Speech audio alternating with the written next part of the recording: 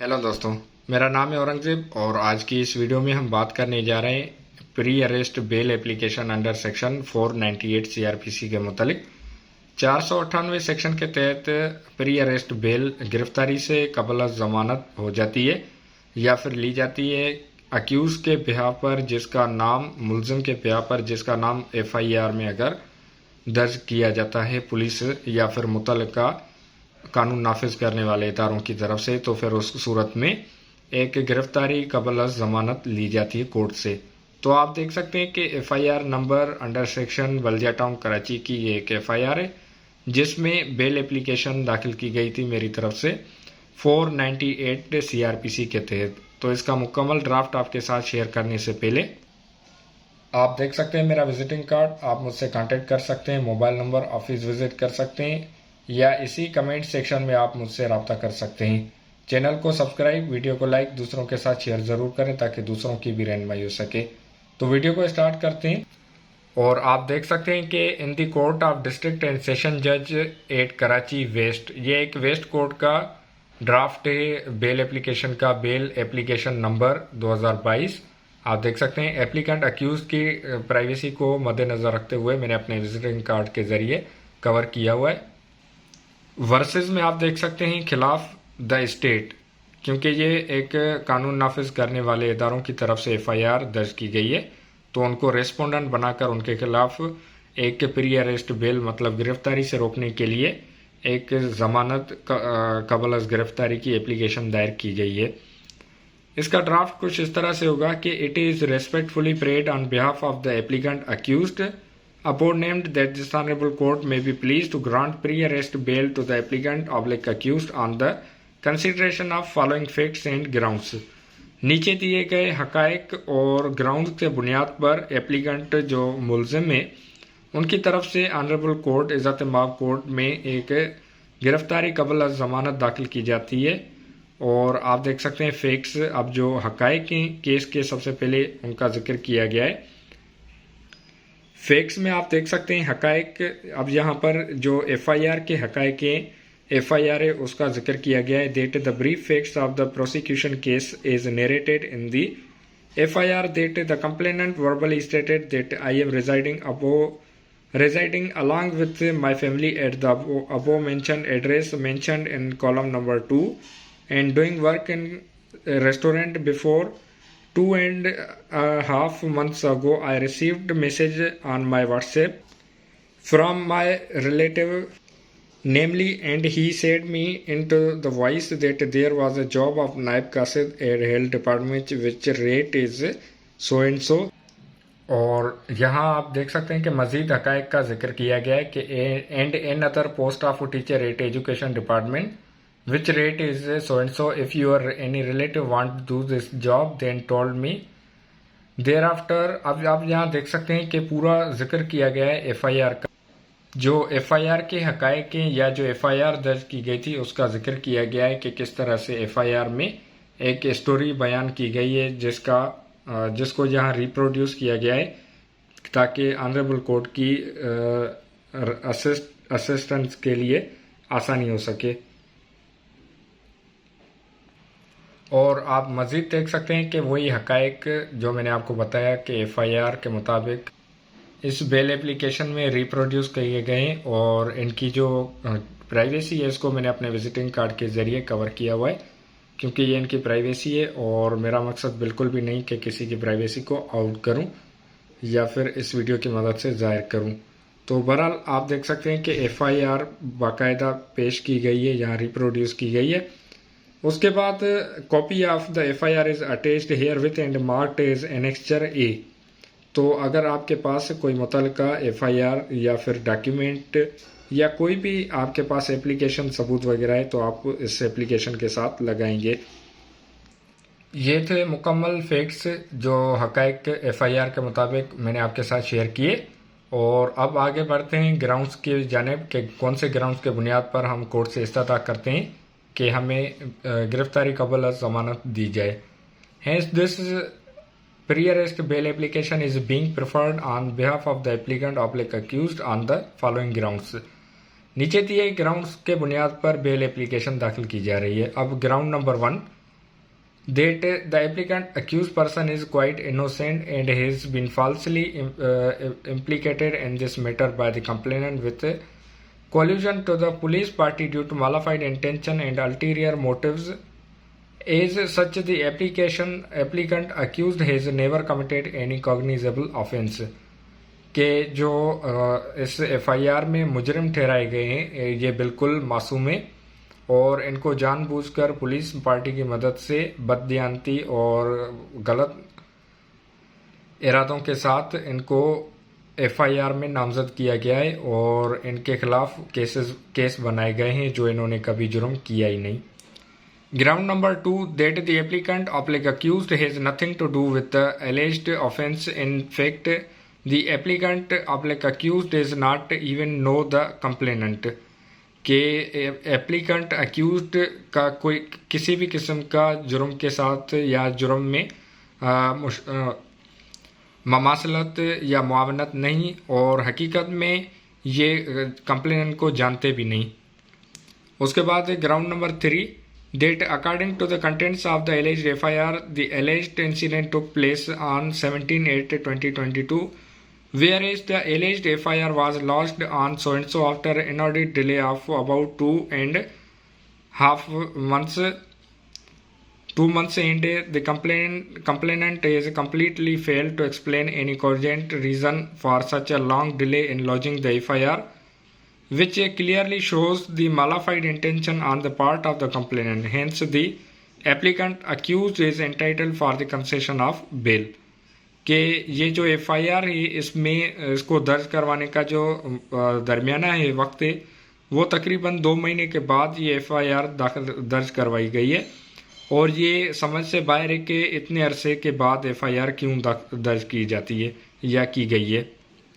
उसके बाद ground number 4, that no any specific role has been assigned by the above named applicant accused in the alleged FIR. As such, the complainant never mentioned the name of the applicant accused in the alleged FIR. Hence, he is entitled for concession of bail.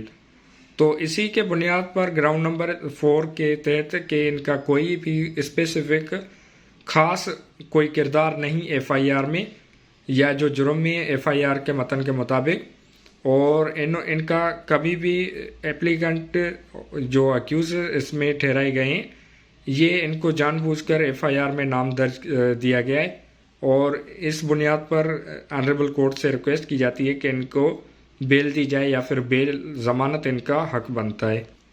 Ground number 5, that the sections are not attracted with the present applicant accused according to FIR, but the police has narrated with him with the.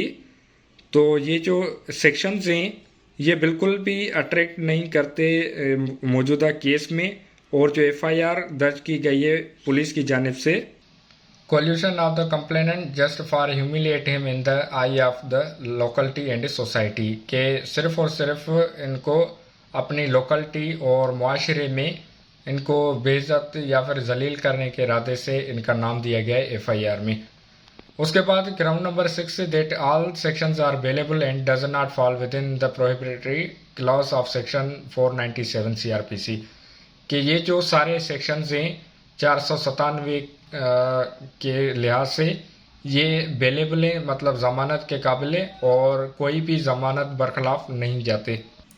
Ground number 7, that the applicant accused is not hardened or not previously convicted in any case.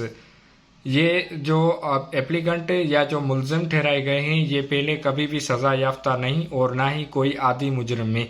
Ground number 8, that the applicant accused is not previously convicted nor hardened criminal, desperate, dangerous person and he is a permanent resident of Karachi. कि ये जो applicant accused हैं मुलजिम हैं ये पहले कभी भी किसी भी जुर्म में सजा नहीं मिली इनको या सजा याफ्ता नहीं और ना ही कोई इस तरह के खतरनाक शख्स से ये कराची शहर के ही रिहायशी है. Ground number 9, that the real facts of the case are that the applicant accused has nothing to do with the alleged offence and the complainant made falsely story just to pressurize and humiliate the applicant accused and to give mental torture and agony to the applicant accused and his family. कि जो applicant हैं, जो मौजूदा मुलजिम ठहराए गए FIR में, इनका जुर्म से कोई भी वास्ता या ताल्लुक नहीं और इनको जानबूझकर एक मनगढ़ंत स्टोरी बनाकर सिर्फ जलील करवाने, प्रेशराइज कराने की नीयत से नाम दिया गया है और इस वजह से इनको जहनी दबाव और परेशानियों का सामना करना पड़ा है और इनकी फैमिली को भी डिस्टर्बेंस हुई है।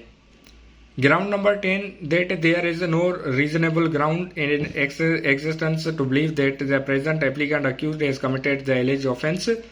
The applicant accused is not hardened criminal, desperate, and there is no likelihood of absconding if he is released on bail by this honorable court.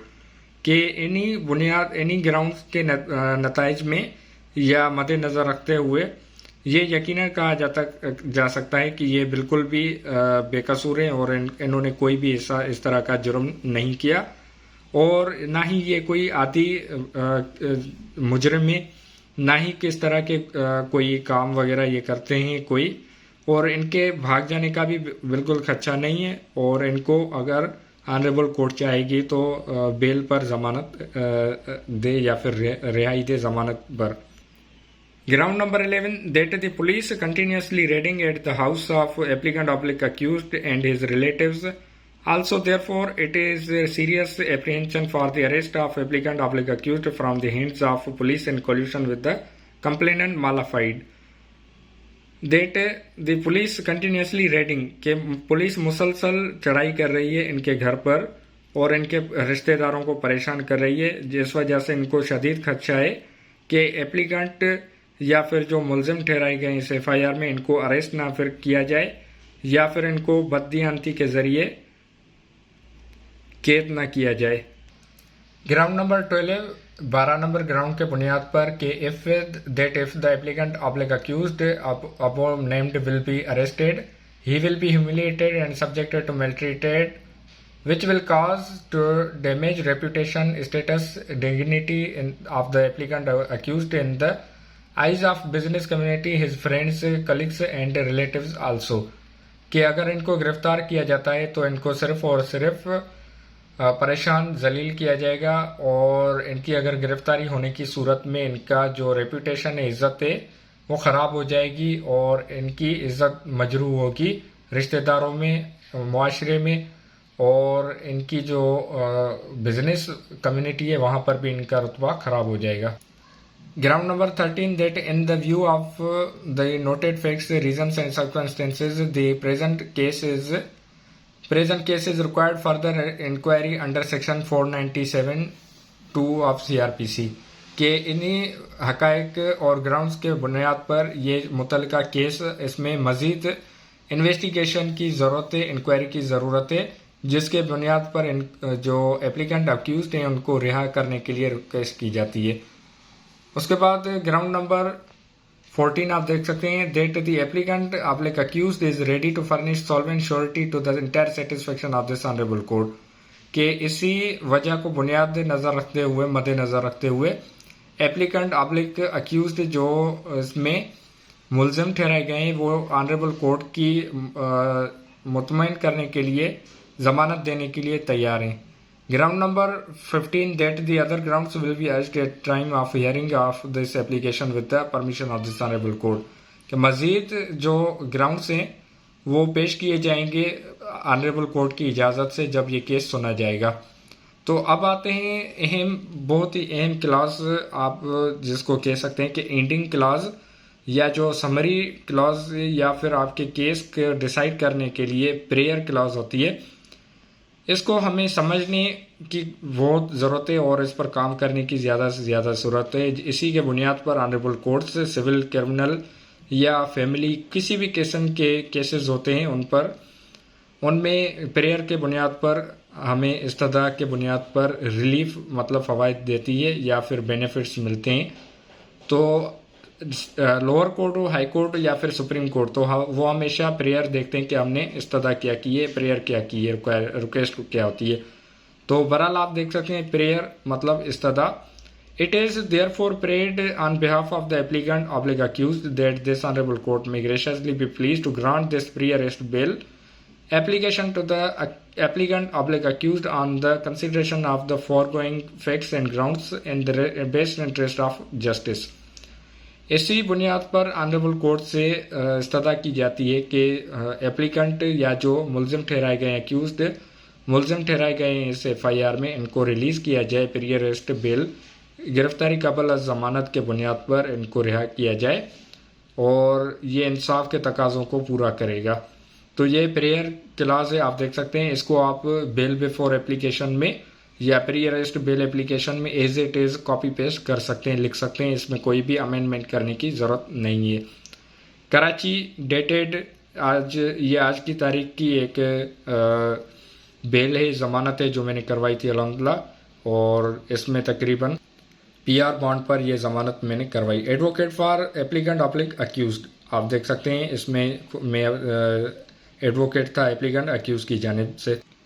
आप देख सकते हैं कि ये एक वेरिफिकेशन है, जो आइडेंटिफिकेशन है, identified by me advocate sworn before me on oath at Karachi on this day of the October 2022 to the reponent above named, who is identified to me by Mr. Aurangzeb advocate, who is known to me personally।